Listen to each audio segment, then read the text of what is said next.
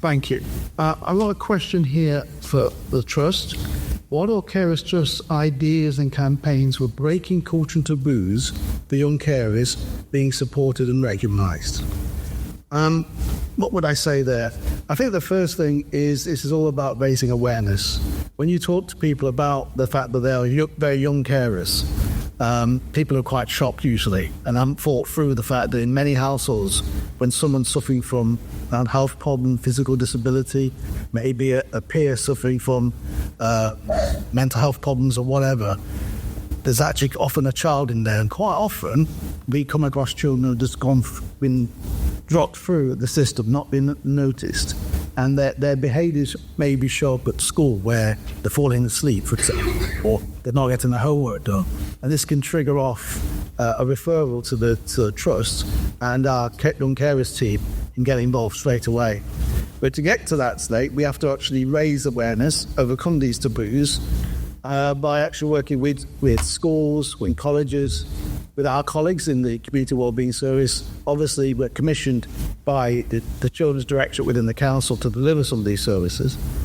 And we've got to make those services accessible and make them fun. I'm sure, I can't sing that Jude was, but I know the Young Carers team.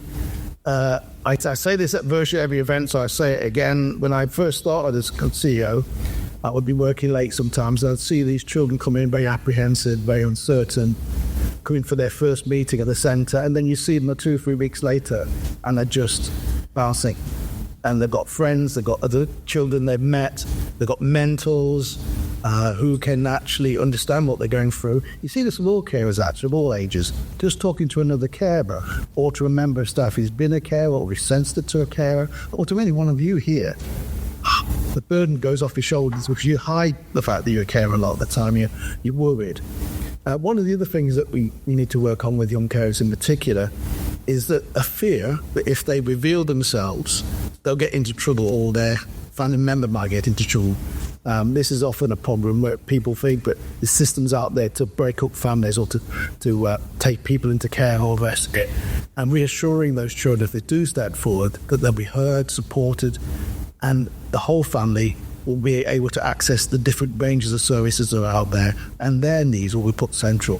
So that's really how we will approach that. If taboo, I'm not sure that the person who wrote this question, but if taboo relates to issues to do with maybe discrimination or disadvantage, it's very important that we reach out to all communities in the borough, and quite regularly we're asked to provide information about the kinds of children using our service. And I'm quite satisfied and actually pleased to say that we have a higher proportion sometimes of marginalised or of children from different ethnic and other backgrounds that's naturally using the service as anybody else, in total support and understanding.